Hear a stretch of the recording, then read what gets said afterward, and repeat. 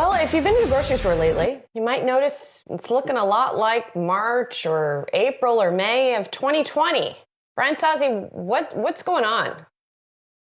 Well, you're seeing a lot of out of stocks, Julian. Something I saw in Whole Foods over the past weekend, but it's also something Albertsons CEO Vivek Sankaran is seeing. The company's stock was blasted yesterday on its earnings report. In part, I think, because they're acknowledging some challenges keeping their shelves stocked.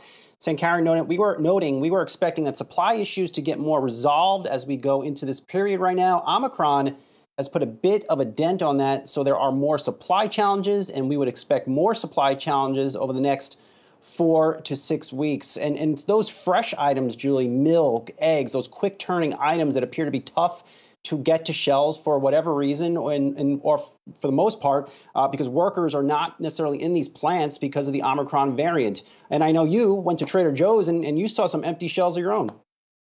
I did it Sozzi style and took some pictures of those empty shelves, as you are wont to do. That's the bread section, empty almost entirely. A lot of the fresh food sections were empty. You see on the right side of that photo there, a sort of shade that they had pulled down over that section that was empty. So that's some of the fresh food. A lot of the produce was out. I was told at the store it had to do with difficulty in getting stuff from the warehouse, which I guess was in Pennsylvania, in part because of weather. Because in addition to everything else going on, of course, there's been some icy and snowy weather in the Northeast. That's our producer, Pam Granda. She took some similar photos, also at a Trader Joe's. That is a hashtag zombie shells right there. Wow, it's very startling. But again, so many people are dealing with this, Julian. Another company that is dealing with it, it's Conagra. We just talked to their CFO after their earnings report last week. He told us they are seeing absenteeism in their manufacturing plants will continue to be a problem for a few weeks.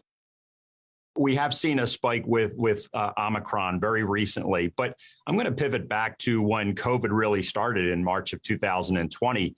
We've been in a mode as an organization and as a supply chain organization of managing disruptions in our labor force going back that long. And so literally every day that we come in, we have a call with the entire supply chain where we look at, where across all of our manufacturing plants, what's the absenteeism, whether somebody caught COVID or they're being quarantined, and how are we going to mobilize around, running our production lines. And so that's actually become kind of normal course for us.